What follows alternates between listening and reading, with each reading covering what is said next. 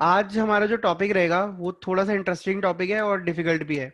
Depreciation के अंदर ही ज्यादातर स्टूडेंट्स को जो दिक्कत आती है ना, वो तब आती है जब हम यहाँ पर सेल करते हैं machine, sale of a part of machine. मतलब आप पूरी एसेट नहीं बेच रहे, या किसी एसेट का एक पार्ट बेच रहे हो, पूरी एसेट डिस्पोज नहीं कर रहे। ठीक है, फॉर एग्जाम्पल मेरे पास एक ये बड़ी मशीन है, इसका मैंने एक पार्ट निकाल के, one third one fourth part निकाल के स्क्रैप कर दिया। बाकी मशीन ठीक है, लेकिन ये वन फोर्थ पार्ट खराब हो तो मैंने उसको निकाला और कबाड़ी वाले को बेच दिया। तो इन दैट केस हम कैसे निकालेंगे बची हुई मशीन की वैल्यू और कैसे निकालेंगे इसका प्रॉफिट और लॉस। अब छोटा सा एग्जांपल लेते हैं हम। ये देखिए, सबसे पहले मैं इसको एसएलएम में अप्लाई करके दिखाऊंगा आपको, क्योंकि रिटर्न ऑन वैल्यू में ये स्टिल बहुत आसान है, लेकिन एसएलएम में दिक्कत आती है। क्यों? ये देखिए, एसएलएम में हमारा बेस क्या होता है? एसएलएम का बेस है कॉस्ट। ठीक है, cost into rate into time, है ना। तो यहाँ पे आपको कॉस्ट चाहिए होती है, कुछ भी हो जाए आपको कॉस्ट निकालनी पड़ेगी।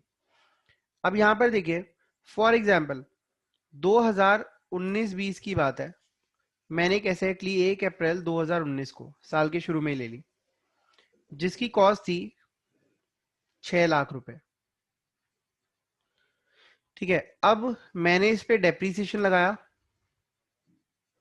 ठीक है, डेप्रीसिएशन लगाया 10% मान के चलते हैं, तो 60,000 डेप्रीसिएशन लग गया और इसकी वैल्यू रहेगी 5,40,000 रुपीज 31 मार्च 20 को, रिटर्न ऑन वैल्यू। ध्यान से समझना इसको। फिर अगले साल मैंने दोबारा डेप्शन लगाया 10%। अब कितना लगेगा? अगेन 60,000 ही लगेगा, क्योंकि कॉस्ट बेस होता है। तो ये वैल्यू रहेगी 4,80,000। ठीक है, रिटर्न ऑन वैल्यू। ठीक है, सिर्फ फ्लो बनाने के लिए मैं इस क्वेश्चन को थोड़ा सा स्ट्रेच कर रहा हूँ। 2021 रिटर्न ऑन वैल्यू। अब डेप्रीसिएशन जो है 10% लगा।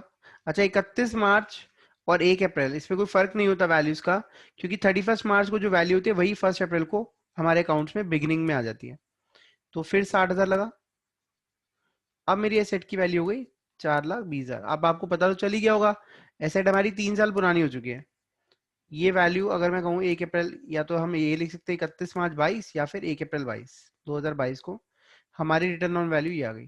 ठीक है, अब इस एसेट का 1/3 पोर्शन में मुझे बेचना है। ठीक है, तो सबसे पहली चीज आपके पास इंफॉर्मेशन क्या होनी चाहिए? ये एसेट की पूरी वैल्यू क्या है, ये है फुल वैल्यू। फिर 1/3 की वैल्यू क्या है? 1/3 की वैल्यू कितनी आ जाएगी? 4,20,000 इंटू 1/3। तो ये आ जाएगी 1,40,000। 1,40,000 वैल्यू आ गई।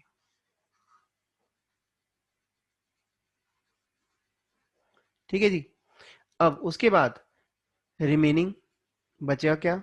1/3 निकाल दो। फुल में से 1/3 निकाल दिया तो रिमेनिंग कितना बच गया?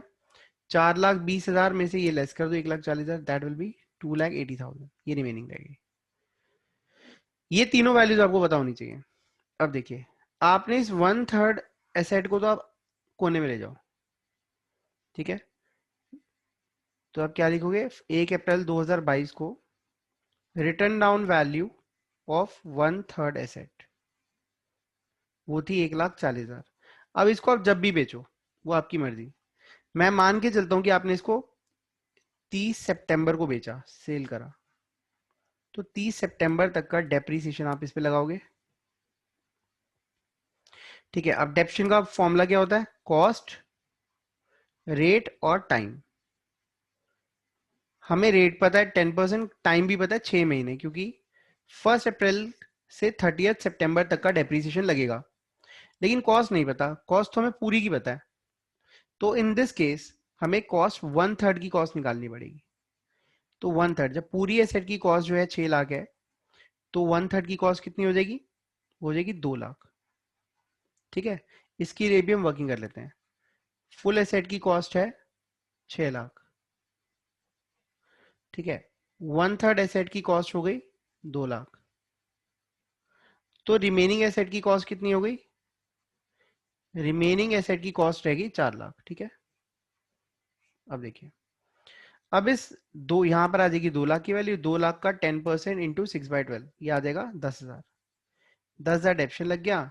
1,30,000 की हमारी एसेट थी, उसे आप जितने का भी बेचो वो प्रॉफिट आएगा या लॉस आएगा। मान के चलो हमने उसको 1,20,000 का बेच दिया तो लॉस आ गया 10,000 का। ठीक है, आपको दोबारा एक बार फिर से रिकॉल करना पड़ेगा वीडियो को दोबारा देख के।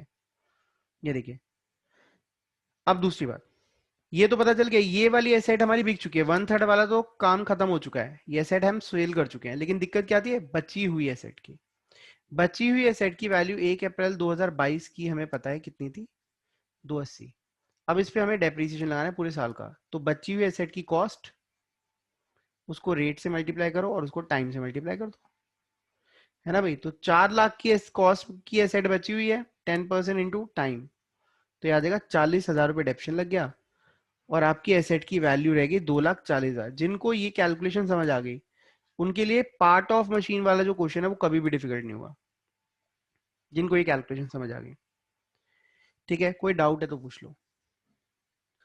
अगर सेम क्वेश्चन हम रिटर्न डाउन वैल्यू मेथड पर बेस्ड करते हैं तो वो कैसे होता, देखिए।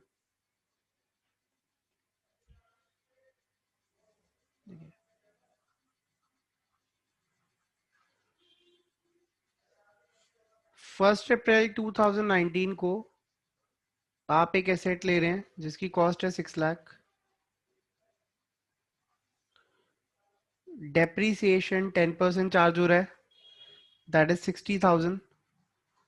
एसेट की वैल्यू 5,40,000 रह गई 1 अप्रैल 2020 को। ठीक है, मतलब आप एंड की डेट डालें शुरू की, कोई ज्यादा फर्क नहीं पड़ता उसमें। डेप्रीसिएशन 10%, देन कितना लगेगा 54,000। वैल्यू जो रह जाएगी दैट विल बी 4,86,000। 1 अप्रैल 2021 को ये रिटर्न ऑन वैल्यू आ गई। अब डेप्रीसिएशन लगेगा 10%, दैट विल बी 48,600। ठीक है, और 48,600 ये लेस करके आ जाएगा 4,37,400। ये आ गई 1 अप्रैल 2022 रिटर्न ऑन वैल्यू। अब 1/3 एसेट का 1/3 पार्ट हम सेल कर रहे हैं। ठीक है, तो 1/3 कितना हो गया, ये हो गया 1,45,800।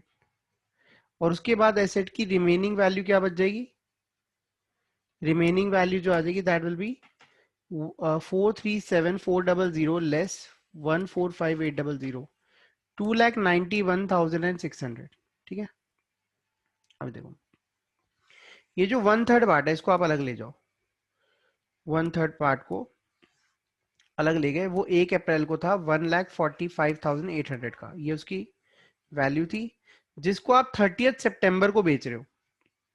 तो 30 सितंबर तक डेप्रीसिएशन जो लगेगा कितना लगेगा, in that case you don't need the cost of asset, तो यहां पर आप रिटर्न डाउन वैल्यू लेंगे 1,45,800, इसी पर 10% लगाएंगे और 6/12 कर देंगे। ठीक है, तो 1,45,800 का 10% इंटू 6/12 ये आ जाएगा 7,290। अब आपने डेप्शन चार्ज करा, एसेट की वैल्यू रहेगी 1,38,510। ठीक है, अब आप इसको कितने का भी बेचें उससे आपका प्रॉफिट या लॉस निकलेगा। 30 सितंबर को आपकी एसेट की 1/3 जो पार्ट है उसकी वैल्यू ये आ रही है। ठीक है, अब ये तो हो गया जो बिक रही है, जो पार्ट बिक रहा है उसकी वैल्यू कैसे निकालें। लेकिन जो रिमेनिंग है, रिमेनिंग की भी निकालना यहाँ आसान हो जाता है। कैसे, रिमेनिंग एसेट की जो इनिशियल वैल्यू थी साल के शुरू में वो थी 2,91,600। अब इस पर डेप्शन कैसे लगेगा, इस पर इस रिमेनिंग वैल्यू की को ले लो, इस पर 10% डेप्शन लगाओ, पूरे साल का लगेगा 2,91,600, ये डेप्शन लग गया रिमेनिंग एसेट पे और वैल्यू रहेगी 2,91,600 लेस डेप्रीसिएशन 2,62,440। ये हमारी क्लोजिंग वैल्यू आ गई 31 मार्च की। अगर आपको ये इसमें कोई डाउट है तो आप पूछ सकते हो, इसको नोट कर लो।